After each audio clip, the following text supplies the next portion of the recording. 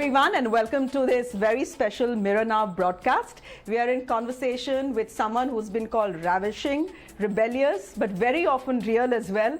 Raveena Tandon, thank you very much for your time here on Mirror Now. Should I call you Padma Shri Raveena Tandon? How does it feel? No, I would like it if you call me Padma Shri Raveena Tandon. That completes it for me. That's your dad. Ravi is your dad. Yeah, that was always his dream that ek din dekhna, you're going to get rewarded for your hard work. And so yeah, I'm very happy that I've completed his dream.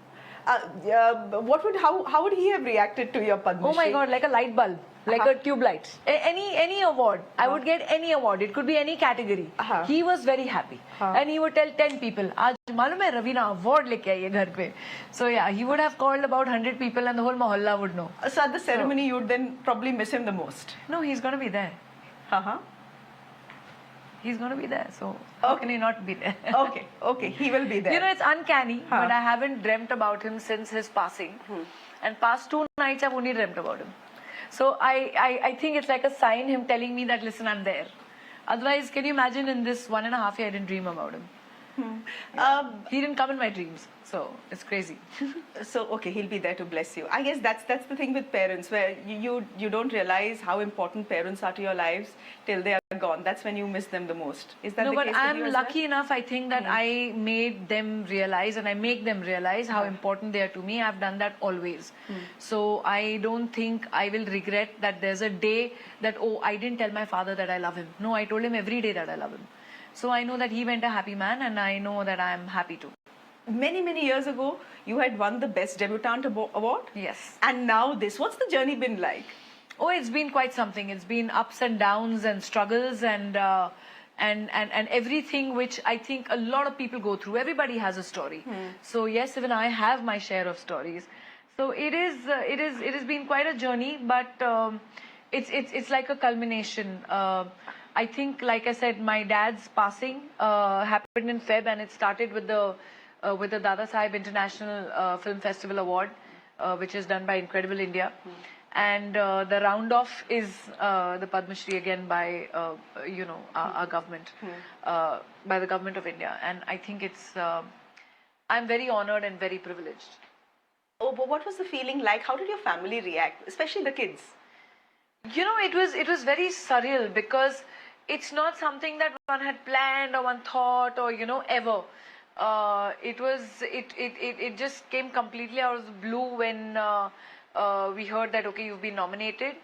And I was like, acha, really? I mean, that's fab. And that my name had been, I think there are nominations and stuff.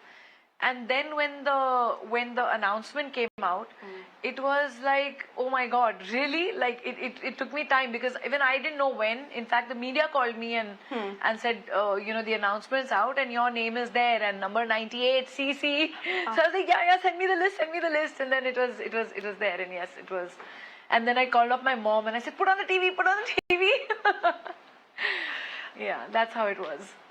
You are a 90s kid. Yeah. Right? You started working when you were really young. Yeah. And you have almost every decade reinvented yourself. How have you done that? And let me just, for the benefit of our viewers, you did the most chakallas films, right? Really fun films. With the best songs, just by the way. And then you got married. Yes. And you went away. Yes. And then we see a second coming, where we see you do films which many people would call heavy. Yeah. Films with substance. Matra, for example. Daman, for example.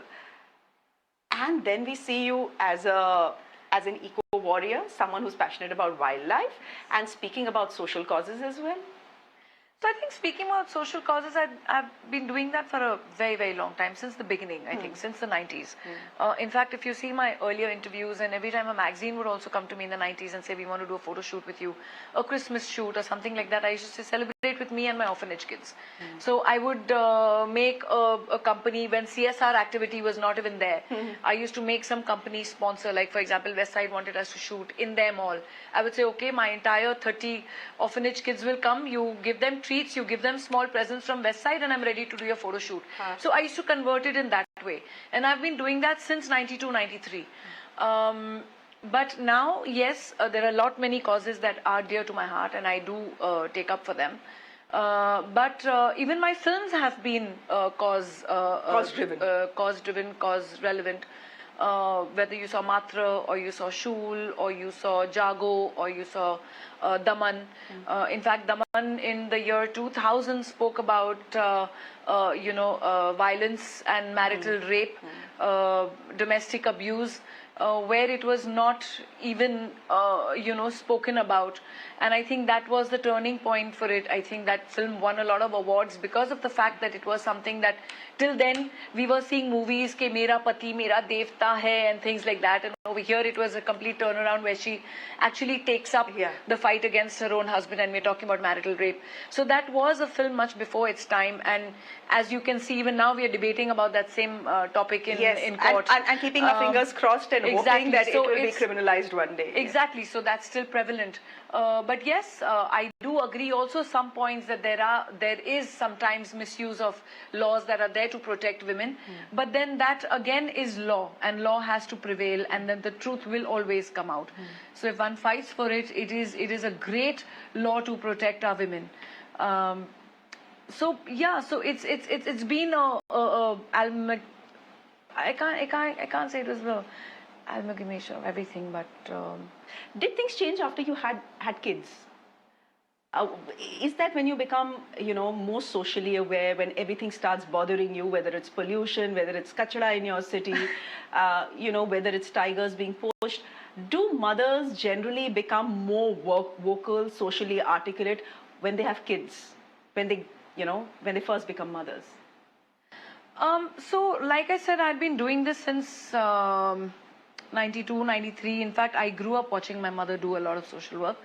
But yes, caring about the environment, and see, we grew up playing in the rain. We grew up making paper boats and sailing them in gutters which used to fill up with rainwater, but it was not that dirty as it is now.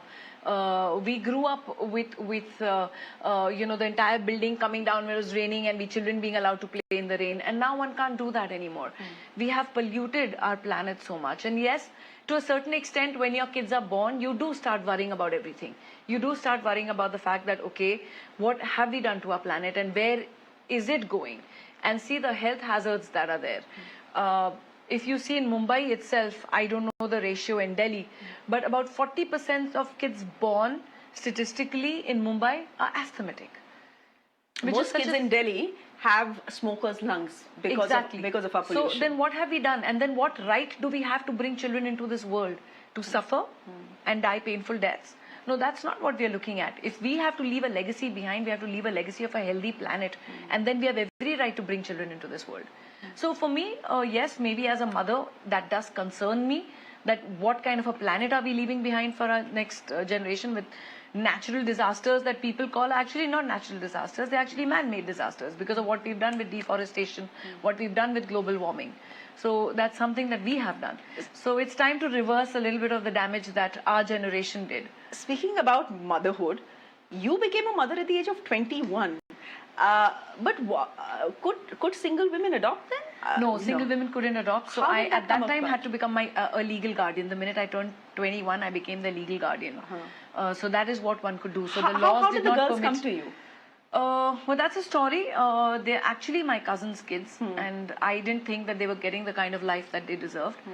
So unfortunately, their parents were no more, and that's when I took up legal guardianship. At 21? Yeah, that was a decision I was waiting to make, literally. But weren't your parents saying you're still a kid? What will you do? No, I think you're my not parents taking responsibility of 2 more kids. Well, I can give complete credit to my parents because they completely backed me up on it, because they were themselves, like I said, I always followed my mother's footsteps in the kind of social work that she did.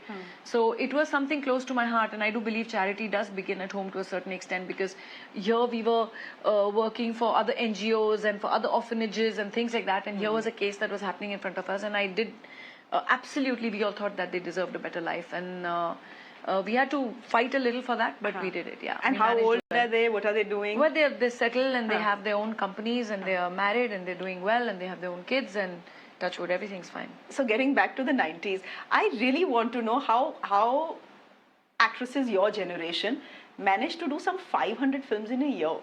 Oh, yeah. No, 500 is an exaggeration. But how many were there? Some 30, 40 films in a year? 30, How? 35 films in a year. How? So I think me and Anupam Kher, I remember we had discussed this once on the sets of a film that we were doing, that he and me were the only ones who had done probably 6 shifts in a day. Like 6 different producers, 2 hours here, 2 hours there, 2 hours here, 2 hours there, 2 hours here. So done 6 different shoots in a day. We had broken all records. So but how? Where's the mind space to be playing these 6 different characters? well, in sometimes one it day? used to happen, and it wasn't very difficult earlier in the 90s because, like I used to tell people, I used to joke about it, that all I had to do was a costume change, but my dialogues were the same. I was playing a rich, spoiled brat in every film. So it was very easy. The Marrying the character was poor guy, same. no? Marrying the poor guy. Against your father's wishes. Goli mere se cheer ke jayegi. Oh God. So yeah, so we did that, and that was fun. So all I had to do was go to the next set and just change my costume. My dialogues were the same. And Kadir Khan, I remember, was always your dad in these films. Yeah, Kadir Bhai, then Kadir Bhai was A lot- my dad in a lot of films. In a lot of films. Yeah, Playing Anupam the rich played my dad. dad in a film. Playing the rich dad. Yeah. And you know. Vinod Khanna Saab played my dad in a couple of films. Yeah, Kshatriya and all. So yeah, it's been quite something. And somehow, I mean, you know, people talk about chemistry, on-screen chemistry. You seem to have on-screen chemistry with everyone you worked with. Yeah, I think that was a Including that Nana was kind Patekar. of I saw a film. Yeah, and you actually Nana and me signed 3 films after that, but unfortunately they got shelved. One was with Nasir Saab, Nana and me, and there was another one. But they didn't go through, and now in fact Nana just called me. He said, "Chal, abhi saath mein wapas karte hain." I said, "Of course, let's work together." So I had a great rapport with most of my heroes. They were buddies most of the time. I think so that comfort level used to happen, and every film that I would do with a hero, I'd end up signing 4, 5 films with them. Like Amir, who would do 1 film a year, Amir and me were doing 3 films in 1 year. We were doing Time Machine, we were doing Andaz Apna Apna, and we were doing Parampara together. So it was like doing back to back. So every morning, Amir would come and say, "Oh, you again?" And then we'd land up at the shoot, and I used to say, "Oh my God, you again?" Because Amir was used to doing only 1 film at a time. And so that was fun, yeah. Those were great days. What about the heroines? I mean, I'm sure you had access to all the magazines back then, right? In the 90s. We would try not to get them enter the house. Super gossipy, and it felt like everyone, all the actresses hate were like, each other. Yeah, and they're at war with each other. Yeah, that was all rubbish. Was that was the case? Complete yellow journalism at that time. I think all those media heads from that time should be ashamed of themselves. The kind of rubbish they used to write, the kind of body shaming they used to do, and the best part was women editors would only mess up another woman's life. And today they, hold this women's lip ka tag and become very hoity-toity in societies. Are like, mujhe yaad hai kya kar chuke ho What is tum the log?" worst thing that was said about you? I mean, I'm Well, not talking about all the we used to be links up, body link up. shamed a lot of times, and What they used to people, write. they would say she's looking fat in a scene. Is that what they fact, do? no, they used to nickname. And the worse the photograph, they would like to put that up and point out things and actually body shame. Sometimes you would be called Amazonian, sometimes you'd be called Thunder Thighs, sometimes you'd be called Yunaki, or believe me, it was really bad. It was not great times, those 90s. And they used to write really absurd things, like really absurd things. So, I mean, not realizing that we also come from educated families, we also have parents, we also have families. Yes, acting is our chosen career, but it doesn't mean that we come, I think people off the streets also have a lot more self-respect than what these yellow journalists would make us look like or make people believe that we were. But isn't it true that people will usually have a perception about someone who's such a massive star like you, that, she's privileged, snooty, etc. Now, we all know you. We know that that's the last thing you are. But perception to hota hi hai na, that, she's So a certain I think type. a certain image that media creates for you. But I do think that social media today is quite a boon. It has its pros and cons, but I think more so it's a boon because you are in a one-to-one with people you connect with, whether they're fans, whether they're well-wishers. But isn't it also very polarizing? I mean, look at Twitter, for example. Supremely I have stopped polarizing. going on Twitter. I am not Express interested one view in and there's a controversy that has started. And there's a hashtag that has started. Yeah. For example, I'll tell you, you're wearing a beautiful black sari. Why did you say the sari is black? You should have been politically correct. You should have said it's not a white sari. But it's, so there's a viewpoint for everything. But it's fine. It's okay. Sometimes you have to take it in your stride. How do you manage to stay apolitical while having strong views. I've seen that. You've made your views very clear, you've articulated them very well, and yet managed to be completely apolitical in this very, very polarized world. Yeah, I try to keep as apolitical, not because, oh, I am scared to venture into something, but I have not met any party yet which I believe that their ideology or I have faith in their ideology or I believe in their ideologies. I do feel that to a certain extent, yes, no one is perfect.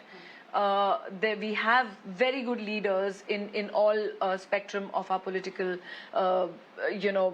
pantheon, which I would call of our political scenario in India. We have some very dashing leaders. We have some amazing leaders. But I do believe that sometimes if you kind of get polarized or you join a party or do something, then you have to toe that party line. Then you have to just parrot what you're supposed to say. So I prefer to be on that line where I am and I can point out and say, A party, I don't think that what they're doing here is correct. And B party, what they're doing there, it doesn't suit the way I think. So I prefer to be that way. I prefer to be a voice, mostly. Bollywood is often criticized. I know what you're going to say when I say Bollywood, but yeah, I know. We don't have hills which are full of I know what balls. you're going to say. But the film industry is often criticized for being too politically correct. जब बोलना है तभी भी नहीं बोलते हैं. And this criticism comes for some of your top stars, especially some of your top male stars. Is that criticism valid? I would think it is. These are powerful voices, and these powerful voices just sit on the fence on most things. So, no, see, everyone's not politically inclined. Like, I like to keep myself on top as to what's happening with my country. I'm interested. I like to read. Everyone's not the same. Maybe there's some people who are not interested. They're just not interested. They're happy working and they're doing things and they're doing their stuff. Everyone cannot become a political activist. No? Everyone cannot jhanda leke samne chad jaye. So to each his own. True, but say someone like an Amir or someone like a Shah Rukh, we know that these are very well-read, articulate, socially aware individuals. And yet we don't hear them speak very often. They used to at one point of time. They seem to have stopped. Well, it's completely their choice. And I think to a certain extent, a lot of it, even I have stopped because Twitter has become so toxic. According to me, Twitter is very toxic. So you put an opinion like what we spoke about, and there's unnecessary trolling. So yes, where you want to do work or where you want to be an activist, you actually go and do that, rather than only just talking about it. So there are times when I actually step in and help people out and try and make a difference, rather than only talking about it on Twitter. So for me, it's I walk the talk. It's not just I just put it out there on Twitter to be a voice. So I do things. So for me, it's different, and for them, I'm sure it's different as well. How's the experience been away from films? You of course are doing films, but you're on OTT as well now. Yeah. What's the experience been like? What's the response been like, and what's the difference? I think it's been great, and especially, I mean, Aranyak being received and last year being a complete, like a overhaul of awards of every award night that there was for Aranyak. So I'm really, really grateful, and again, like I say, honored and privileged that it's been such a great year. But nonetheless, I think OTT platforms are great. They've opened up great avenues for a lot of actors, for a lot of different kind of storytelling. There's a niche audience for every kind of thing. You're not under pressure that, oh, in these 2 hours you have to show everything, encapsulate the entire idea of what you're trying to tell. So you have that time, you have that space, you have that niche audience. So it's a great time for directors as well. It's a great time for producers as well. And it's a great time for all kinds of actors as well. Because there's a different kind of a thing. You're not scared of that box office thing, whether, oh, if I take this different looking actor, will the audience accept or no? Today, audience is very aware of world cinema. You see, OTT has opened up global cinema to our audiences. So today we are seeing all kinds of films, and then, like I said again, there's a certain audience for every kind of a story that you're willing to tell. But when you look back to the 90s, what is it that you miss? I mean, those were the years that you were growing up in an industry. I miss the songs and the jhatkas. Oh, you know? Yeah. And I miss the comedy. I'm quite done doing these serious films like KGF 2 and all. I want to do an out and out comedy now and But really you had kill the it. best songs, right? You had Yes, Mast Mast. yes, I was lucky with all my songs. Yeah, and you had Tip Tip, which was pretty bold. Pretty iconic now and, as and, well, and, yeah. and pretty bold as well. So what do you make of the controversy that played out with Beshram Rang? Because, you know, I would say I didn't know about that controversy actually, so I didn't really follow it up. I was anyway in the US. So I was like, ye kya ho gaya controversy? Then I didn't even bother honestly following it up, so I don't know what really happened with Beshram Rang. It got into a massive controversy because the bikini was nahi, saffron. maine And you were padha hi like, but and it's vulgar. We said, no, it's not vulgar. It's happened a lot of times. But you did get the best songs. And you had the best films with Govinda as well. Somehow. Yeah, the comedy films, yeah. Our comic timing worked fantastically, yeah.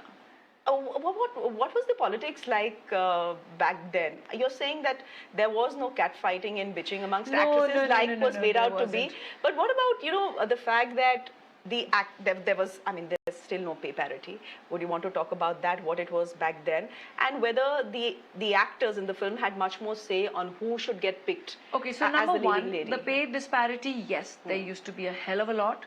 Now, I think an OTT, TV has kind of, in fact, I feel in the TV industry, the women actors are paid much, much more than the male actors. I think women actors dominate the TV industry.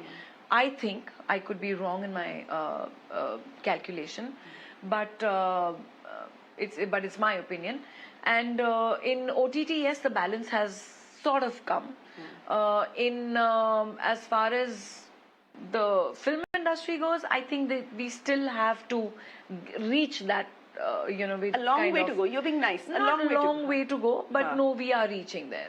It is kind of being equalized to a certain extent. But again, what is happening is it's the star that demands the kind of money. It's now not whether you're the male star or the female star. Because now, honestly, it's not an actor that sells, it's the content that sells. Today's industry has become more content driven. And as far as calling the shots go, yes, in the 90s and till early 2000, it was an absolutely male-dominated industry. So did you have that experience where someone's saying, yes, okay, I did. my girlfriend needs to be in this Yeah. Why? Yeah. Four films. Tell. No. Come on. No, I was just bumped off because the hero's girlfriend could not see eye to eye with me and was always jealous and insecure about the kind of movies that I did and stuff. So obviously So the hero said and the producer dropped you? Yeah, they had to. There was no choice. And after paying me the signing amount, so I kept the signing amount. Sennuki. No, I'm kidding. But no, it used to happen. Yes, of course it used to happen. I don't know whether it happens now with the newer generation yet, but sometimes when I read Priyanka's or someone else's interviews and stuff like that, I do feel sometimes it does happen to people here as well. Still. But these are the kind of politics that get played out. But mostly at that time, I think we were all friends otherwise. In fact, just recently, a biographer came to me because he was writing a book on Shri, and Boniji sent him to me, and he said, you know, you were only one of those few actresses who she was a friend of, whom you were friends. Like, we used to go over to each other's homes for dinners and stuff. Madhuri and me are friends, Jui and I are friends, Shilpa and I are friends, Rani and I are friends. Rani is like a younger sister to me. Neelam and I are friends. Sonali and I are friends. So of that lot, we are all still very bonded. We keep commenting on each other's Insta, liking each other's Insta and being in touch and meeting socially. Kajal and I are friends. So we all absolutely fine. I think there were few who had insecurities within themselves, and that those insecurities used to play out into like classroom politics, literally.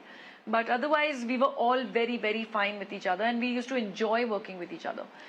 I worked with Sonali, I worked with Jui, I worked with Shri, I worked with MD, I worked with all of them, and we never had any issues. We never had any, inferior, superior kind of complexes or issues with each other. None of us did. Two last questions. How did you get Patthar Ke Phool? You were very young. I was very young. I was eating pizza in open house, and Vivek Vaswani and the director were also there eating pizza. They did not know who I was. And apparently Vivek says, unfortunately Anant is no more. But Anant, the director, looked at me and told Vivek, I found my Kiran. She's sitting right across on that table. That's full filmy word. Totally. He said, I've found my heroine. Vivek, you have to go and talk to her. He's saying, tu thappad padvayega. I can go to any girl and talk to her. So Vivek came up to me and spoke to me and said, and Vivek actually knew my brother. So we knew Vivek Vaswani used to come in all comedy shows and all on TV at that time. So I looked at him and I said, Vivek, you didn't recognize me. He said, no. I said, I'm Rajiv Tandon's sister. So he was like, oh my God, you're Raviji's daughter. I said, yeah.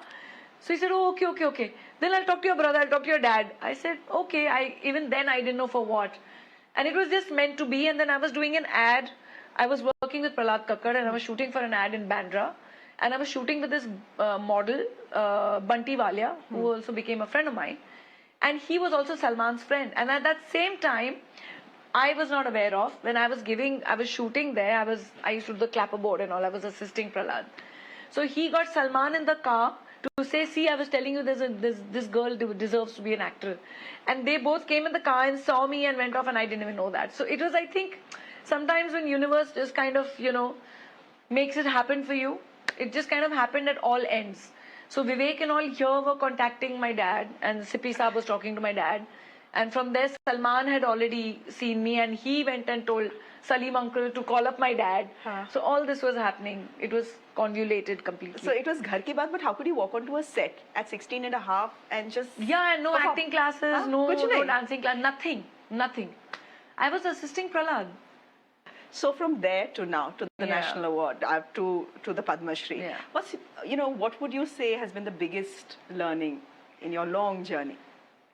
Well, I think you just have to have faith in yourself. If you believe in yourself and you have faith in yourself and you have that inner strength within you, I think you can conquer anything. So I tell people that until and unless if you don't believe in yourself, how will it translate into someone else believing in you? So stand in front of that mirror and say, yes, I can do it. And hard work, sincerity, talent, and yes, a little bit of luck, and then no one can take it away from you. Raveena Tandon, what a pleasure it has been speaking to you. Thank you so much. Always, Shreya. Thank you. Always.